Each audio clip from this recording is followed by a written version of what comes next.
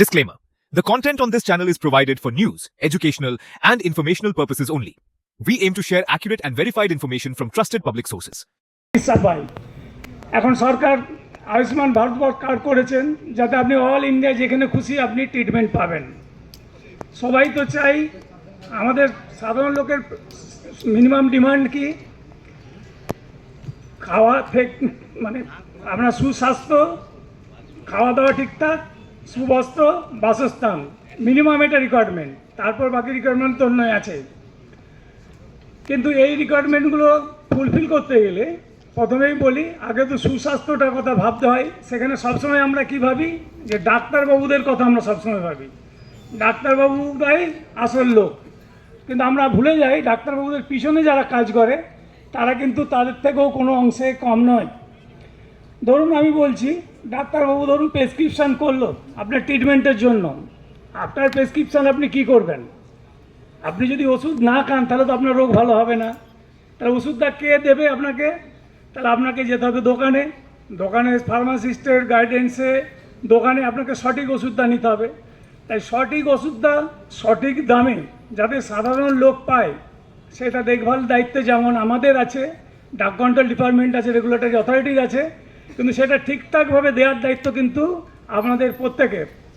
আজকে আমরা দেখছি গ্রাম বাংলায় দেখুন প্রধানমন্ত্রী সড়ক যোজনার দৌলতে সারা গ্রামগঞ্জে দেখবেন ভালো রাস্তাঘাট হয়ে গেছে, হাতে সবারই হাতে কিন্তু মোবাইল আছে, আপনি বললেই ওষুধ আপনি যখন খুশি চলে আসবে। কিন্তু আপনি যদি 30-40 বছর আগে পিছিয়ে যান, আপনি ভাবুন সাধারণ মানুষও কিন্তু তখন সুস্বাস্থ্য ভালোভাবেই বেঁচে থাকতো, কিন্তু সেই পরিষেবাটা কারা দিত? আপনারা যারা আছেন ভিজিটের সমস্ত লোকজন যারা ব্যবসা করেন ওষুধের সঙ্গে, তারাই কিন্তু এই পরিষেবাটা এতদিন দিয়ে আসছেন। আজকে হয়তো উন্নততর এর জন্য আমরা ভাবছি আমাদের কাছে অ্যাভেলেবল, কিন্তু যেদিনে কমিউনিকেশন ভালো ছিল না, ওষুধ সাপ্লাই করা সারা গ্রামগঞ্জে সমস্ত ওষুধ দোকানে ওষুধের ডিস্ট্রিবিউশন সিস্টেম প্লাস দোকানদাররা যেভাবে সাপ্লাই করতো, দোকানদারও পরিষেবা দিত সাধারণ লোককে, তার জন্য আমি সমস্ত ভিজিট দিয়ে কেন সমস্ত যারা ওষুধের ব্যবসা ঠিকঠাকভাবে করেন প্রত্যেকে অসংখ্য অসংখ্য ধন্যবাদ।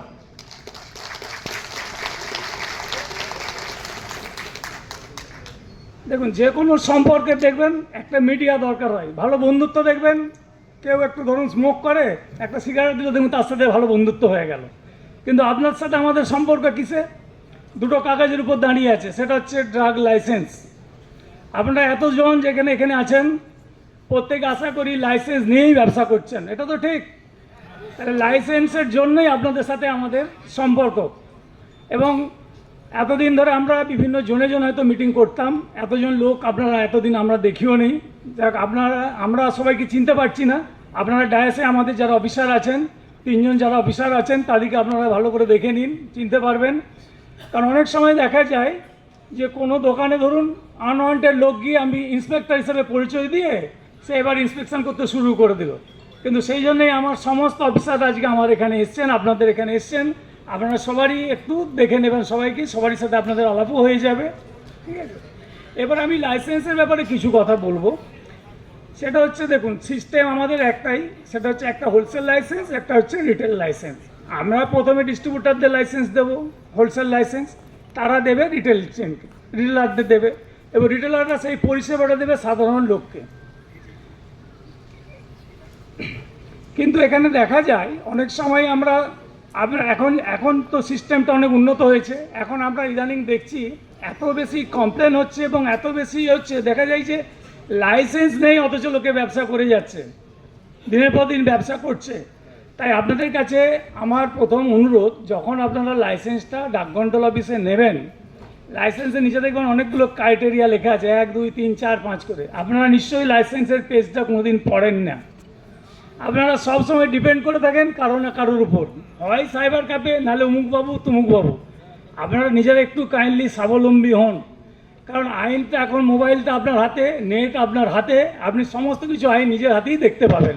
তো লোকের উপর ডিপেন্ডেন্সিটা একটু কমান, তাহলে দেখবেন যে প্রবলেম অনেক সলভ হয়ে যাবে। যেমন আমি বলি, ইদানিং আমাদের দেখা যাচ্ছে, ইদানিং আমরা মানে 2-3 জায়গায় এমন অবস্থা যে কেস হবে, অনেক কিছু সিল করা আছে এক জায়গায়, কিছু জায়গায় দেখা যাচ্ছে আনলাইসেন্স প্রেমিসেসও অনেক দিন ব্যবসা করেছে। কিন্তু আপনারা তো নিজেরাই চেক করতে পারবেন ই পেসোজে গিয়ে আপনারা নিজেরাই চেক করতে পারবেন যে আপনার কারোর সাথে ব্যবসা করলে লাইসেন্সটা ভ্যালিড আছে কিনা ইনভ্যালিড আছে কিনা। এইটুকুন আপনাদের কাছে আমার শুধু অনুরোধ, এইটুকুন আপনারা নিজেরা দেখে নিজেরা ঠিকঠাকভাবে নিজেরা ব্যবসা করুন। আর বিসিদের কাছে আমার একটা অনুরোধ আছে, কারণ এটা আমার হচ্ছে মানে বর্ডার ডিস্ট্রিক্ট, আপনি দেখতে পাবেন যে উল্টো দিকেই প্রায় বাংলাদেশ।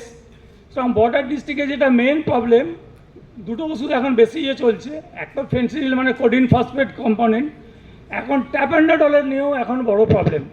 এখন সারা আপনি যদি দেখেন বাংলাদেশ বর্ডার, সেটা বালুরঘাট হোক, সেটা কোচবিহার হোক, মালদা হোক, আমার উত্তর 24 পরগনা হোক, সেখানে দেখবেন হিউজ ট্যাপেন্ডাডল এই দিক থেকে ওদিকে যাচ্ছে বাংলাদেশে। এখানে প্রবলেম কি হয়েছে, বাংলাদেশ থেকে ওখানে যখন বিডিআর ধরছে, বাংলাদেশ হাইকমান্ডের কাছে পাঠিয়ে দিচ্ছে। হাইকমান্ড আমাদেরকে ডাকছে, আমাদের যে ইন্ডিয়ান গভর্নমেন্টকে, যে আপনার দেশ থেকে এত কেন ওষুধ এই দিক থেকে আসছে, মানে বিভিন্ন নেশার ওষুধ। তখন আমরা সেটা কোশ্চেনেবলের মধ্যে থাকছি। আমাদের যেমন রেগুলেটরি অফিসাররা আমরা আছি, ড্রাগ কন্ট্রোল যেমন আছে, তার সাথে কোনো অংশে আপনারাও কিন্তু কম যান না। কারণ যা দেখা যাচ্ছে যে ওষুধ যেটা যাচ্ছে সেটা আপনাদের থ্রু দিয়েই যাচ্ছে, ডিস্ট্রিবিউশন থ্রু দিয়ে। সেই জন্য আপনাদেরকে আমি একটু অনুরোধ করব যে আপনারা এইটা একটু কন্ট্রোল করবেন। আর যেখানেই এইসব ওষুধ হবে সেখানে আপনারা অ্যাকাউন্টেবিলিটিটা সেটা থ্রু চেক বা ইউপিআই থ্রু দিয়ে করবেন। ক্যাশ কমপ্লিট হয়েছে কিনা একটু দেখে নিন, তারপরে আমরা বর্তমানে যাব। প্রাক্তন যারা আছেন তারা আগে কমপ্লিট হয়ে যান। প্রাক্তন সম্পাদক অমল হালদার মহাশয়কে বরণ করে নেওয়ার জন্য একটু ঘুরে যান না, দেখতে পাচ্ছি না তো দাদা, ঘুরে যান। আমাদের দাদা ঘুরে যান দাদা। 24 পরগনার জেলার সদস্যরা সকলে একটু করতালি দেবেন অমল হালদার মহাশয়।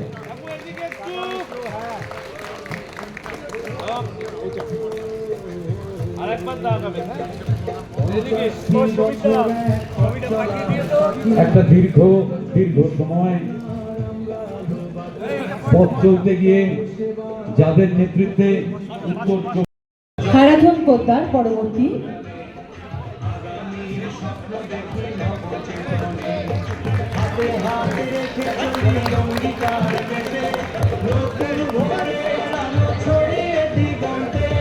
প্রাক্তন সভাপতি শ্রীযুক্ত হারাধন পোদ্দার। এরপরে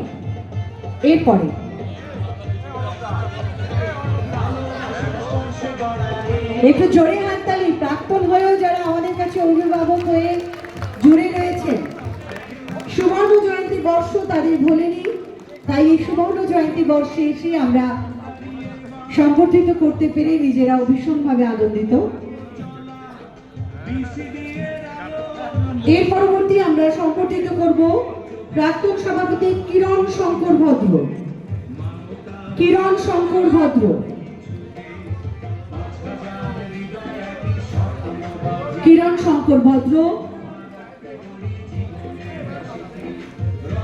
আবারও হাততালি চাইবো আপনাদের কাছ থেকে সকলে মিলে।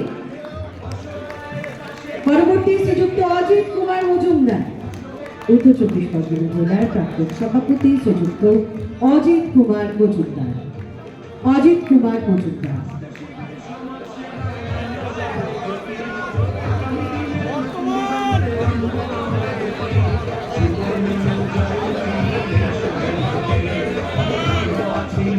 আপাতত আমার কাছে এবার সম্পাদক, প্রাক্তন সম্পাদক হিরণময় কুণ্ডু, প্রেসিডেন্ট প্রণব ঘোষ, প্রাক্তন প্রণব ঘোষ। ঘুরে দিকে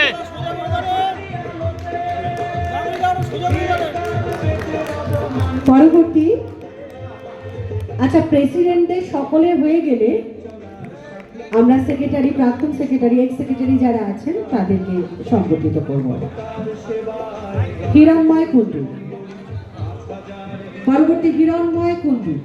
মঞ্চের সামনেটা একসাথে অনেকজন থাকবেন না, তাহলে যারা ক্যামেরার দায়িত্বে আছেন মুহূর্তগুলো ক্লিক করা সমস্যা হয়ে যাচ্ছে। পরবর্তী শ্রীযুক্ত তরুণ সর্বজ্ঞ, প্রাক্তন সম্পাদক শ্রীযুক্ত তরুণ সর্বজ্ঞ, শ্রীযুক্ত তরুণ সর্বজ্ঞ প্রাক্তন সম্পাদক। এরপরে প্রাক্তন সম্পাদক তরুণ সর্বজ্ঞ বলতে নিশ্চিতভাবে যিনি এখনো আমাদের সঙ্গে একই সঙ্গে পথ চলছে। ঠিক তাই আমিও দাদার কথা ধরে বলি, তারা আছেন বলেই অভিভাবক হয়ে এই প্রজন্ম এগিয়ে যাচ্ছে। এরপরে আমরা প্রাক্তন সম্পাদক শ্রীযুক্ত অমল হালদার মহাশয়কে সংগঠিত করব। এরপর একটু সাইডে। তরুণ সর্বজ্ঞকে উত্তরীয় পড়িয়ে বরণ করে নেওয়া হচ্ছে। আবারও আপনারা একটু করতালিটা একটু জোরে হোক সবাই মিলে। করতালি জোরে হোক। আজকেই তো সেই সুযোগ যে বারবার এই মঞ্চ, এই কক্ষ করতালিতে মুখরিত।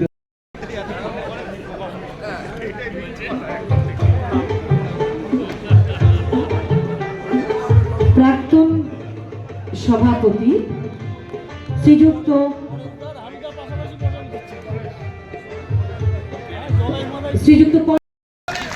দাদা একটু এদিকে।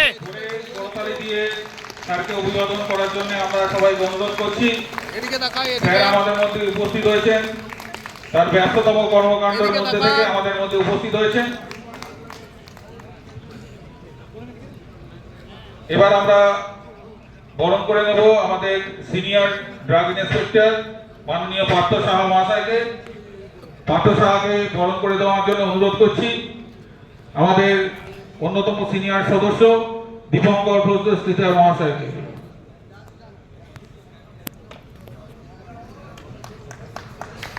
দাদা একটু সাইডে।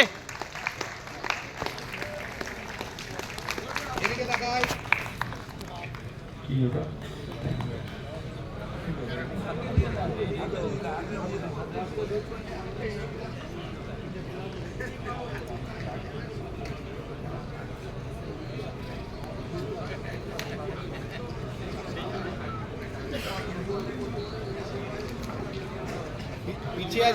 হাততালি একটু দিন। হ্যাঁ, পার্থ স্যারকে একটু অভিবাদন করুন। পার্থ স্যার আমাদের জেলার খুব প্রিয় ইন্সপেক্টর।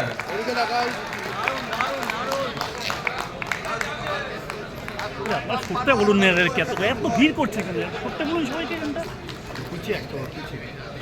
এদিকে তাকান একবার।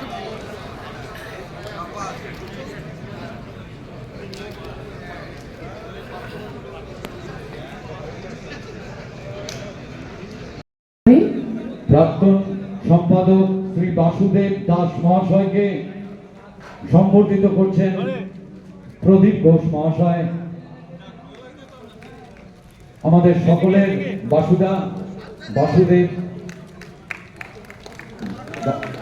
দাস মহাশয়কে সম্বর্ধিত করা হলো। এই দীর্ঘ পথ চলায় আমাদের যারা নেতৃত্ব দিয়েছেন, এখনো পরামর্শ দিয়ে আমাদেরকে অনুপ্রাণিত করেন, বিভিন্ন কাজে এগিয়ে যেতে সহযোগিতা করেন, আমাদের সঙ্গে রাস্তায় পথ হাঁটেন, বুক চিতিয়ে স্লোগান তোলেন। প্রত্যেকজনকে উত্তর 24 পরগনা জেলা কমিটির পক্ষ থেকে আজকের এই সুবর্ণ জয়ন্তী মঞ্চে আমরা সংবর্ধিত করতে পেরে নিজেদেরকে ধন্য মনে করছি। দাদার বক্তব্যে রেশ রেখে একটি জরুরি ঘোষণা রাখতে হচ্ছে। গাড়ি নম্বর WB24BB4129 এবং আরো একটি গাড়ির নম্বর। আজকে আমাদের এই 50তম সাধারণ সভায় তার অমূল্য বক্তব্য আমাদের সামনে উপস্থাপনা করুন। আমরা তার কাছ থেকে ঔষধ এবং প্রসাধনী সম্পর্কে আমাদের অনেক অজানা কিছু বিষয় আছে, সেগুলো আমরা জানবো এবং মেনে চলার চেষ্টা করব।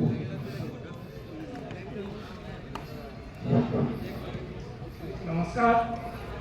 প্রথমে আমি নর্থ 24 পরগনা জেলা ডিস্ট্রিক্ট ডাচ কন্ট্রোল অফিস তরফ থেকে বিসিডিএর সমস্ত সদস্যগণ এবং নেতৃত্বস্থানীয় লোকজন যারা এখানে উপস্থিত হয়েছেন, সবাইকে অসংখ্য ধন্যবাদ আমাদেরকে এখানে আমন্ত্রণ করার জন্য। আর সকাল থেকে আপনারা এখানে আছেন, আপনাদের বিভিন্ন সুখ দুঃখের কথা আপনাদের নেতৃত্বস্থানীয় লোকেদের কাছে চাওয়া পাওয়ার কথা, বিভিন্ন আপনারা আলোচনা করছেন।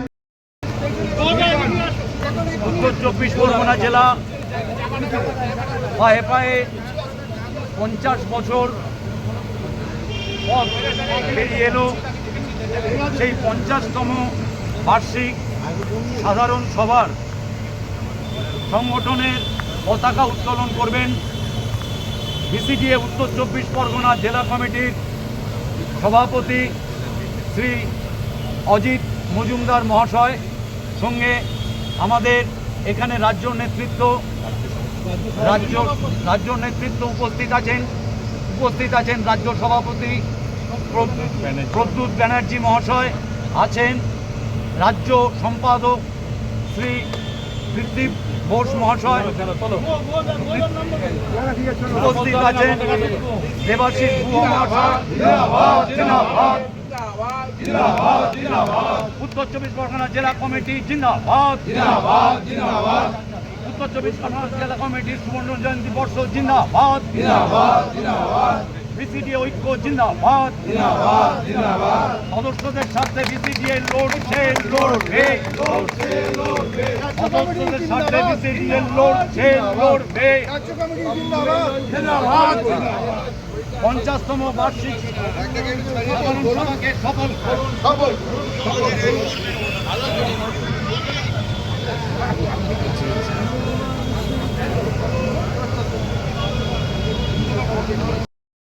অনুষ্ঠানটা নিয়ে বলুন, মানুষের জীবনের উপর আপনাদের কাজ, আজকের অনুষ্ঠানটা আগামী দিনের সংগঠনকে কিভাবে আরো শক্তিশালী করবেন?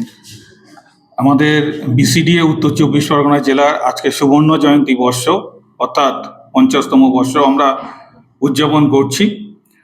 বিগত এই সুবর্ণ জয়ন্তী বর্ষ একটা আমাদের দীর্ঘকালীন আমাদের প্রাক্তনীদের থেকে শুরু করে বর্তমান পর্যন্ত যারা আছেন সবারই একটা কর্মপ্রচেষ্টার ফল।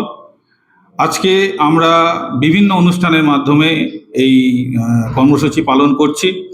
আমরা আমাদের প্রাক্তনী যারা আছেন তাদেরকে সম্বর্ধিত করছি। এছাড়া আমরা বিভিন্ন জোনে রক্তদান করেছি, স্বাস্থ্য শিবির করেছি। এছাড়া বিভিন্ন আমরা খেলা উৎসব করেছি।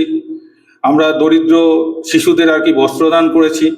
এছাড়া যারা ব্রিলিয়ান্ট স্টুডেন্ট অত আর্থিক অভাবের জন্য তারা বই খাতা কিনতে পারছেন না, তাদেরকেও আমরা আর্থিক সাহায্য করেছি। এছাড়া আমাদের ইচ্ছা আছে আগামী পুজোর পরে এই সুবর্ণ জয়ন্তী বর্ষটা একটি মিলন উৎসবের মাধ্যমে পালন করা। তো আমরা এই ধরনের কর্মসূচিগুলো নিচ্ছি। প্রান্তিক অঞ্চলে অর্থাৎ বস্তি অঞ্চলে মানুষের স্বাস্থ্য সচেতনতা এবং বিভিন্ন পরিষেবা দেওয়ার ক্ষেত্রে আপনাদের সংগঠন কি ভূমিকা নিচ্ছে? প্রান্তিক অঞ্চলে দেখুন, আমাদের বনগাঁ থেকে শুরু করে হাসনাবাদ, সুন্দরবনের তার প্রান্তে ভারত বাংলার সীমান্ত থেকেই আমাদের উত্তর 24 পরগনা জেলার বিস্তার। আমাদের যারা সদস্য এবং কর্মকর্তা যারা আছে সারা বছর ধরে মানুষের স্বাস্থ্য পরিষেবার জন্যে নীলরস সার্ভিস দিয়ে যাচ্ছে ওষুধ পরিষেবার মাধ্যমে। শুধু ওষুধ পরিষেবা না, যখন হলো বন্যা হোক, ঝড় হোক, আয়লা থেকে শুরু করে কোভিড থেকে শুরু করে যে কোনো পরিস্থিতিতে আমাদের সদস্যরা কিন্তু সর্বাগ্যে তাদেরকে ওষুধ পরিষেবা দিয়ে সহযোগিতা করে চলেছে। আমার নাম পার্থপ্রতিম পাল, আমি জেলা সম্পাদক উত্তর 24 পরগনা জেলা। ওষুধ তো আমাদের প্রতিদিনের জীবনের অঙ্গ হয়ে উঠেছে। এই ওষুধের কালোবাজারে রুখতে আপনাদের সংগঠনে কি আগামী দিনের প্রয়াস আপনারা নিচ্ছেন? আমরা ওষুধ হচ্ছে এমন একটা বস্তু, এটা পণ্য নয়, এটা মানুষের জীবনের সঙ্গে অঙ্গাঙ্গিকভাবে জড়িত। আমরা যারা ওষুধের ব্যবসার সঙ্গে যুক্ত, এই Bengal chemist and druggist association, এটাকে আমরা পরিষেবামূলক ব্যবসা বলি। এটা আমরা ঠিক মুনাফার ব্যবসা হিসেবে দেখি না।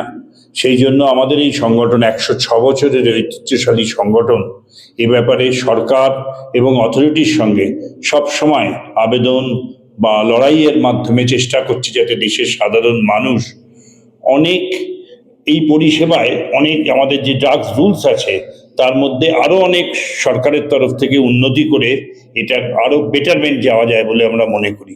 সেই জন্য আমরা গত 100 বছর ধরে বিভিন্ন নেতৃত্ব বিভিন্ন সময়োপযোগী সিদ্ধান্তের মাধ্যমে ওষুধের ব্যবসাকে শৃঙ্খলাযুক্ত করার জন্য চেষ্টা চালিয়ে যাচ্ছে। বিভিন্ন ওষুধে যে জিএসটি যোগ হচ্ছে এবং ক্রমশ মূল্য বৃদ্ধি হচ্ছে, সেক্ষেত্রে সাধারণ মানুষ সমস্যা হচ্ছে, সেক্ষেত্রে আপনাদের সংগঠনের কি আগামী দিনে? দেখুন, আমাদের সংগঠন আজকে দীর্ঘদিন ধরে দাবি করে আসছে যে ওষুধের ওপর ট্যাক্স মানে আমরা মনে করি রোগের ওপর ট্যাক্স। আমরা এই যে জিএসটি কমলো, এটা আমাদের সংগঠনের দীর্ঘদিনের আবেদন ছিল। তা দীর্ঘদিনের এই আবেদনের সঙ্গে আমরা বারবার বলছি, একদম জিএসটি এবং ট্যাক্স যদি মুক্ত হয় তাহলে দেশের মানুষ অনেক কম পয়সায় ওষুধ পাবে, আমার আপনার পরিবার অনেক সস্তায় ওষুধ পাবে। আমরা তারই পক্ষে আমাদের সীমিত ক্ষমতার মধ্যে আমরা সরকারকে বোঝাবার চেষ্টা করছি। বিভিন্ন পুরসভাতে দেখা যাচ্ছে একটা বাইরে একটা বক্স করা হয়েছে, সেক্ষেত্রে সেখানে কিছু ওষুধ, মানুষের নিত্য প্রয়োজনীয় ওষুধ সেখানে রাখা হচ্ছে, মানুষ সেখান থেকে নিয়ে যাচ্ছে। এটা কতটা সুফল বা কুফল আছে?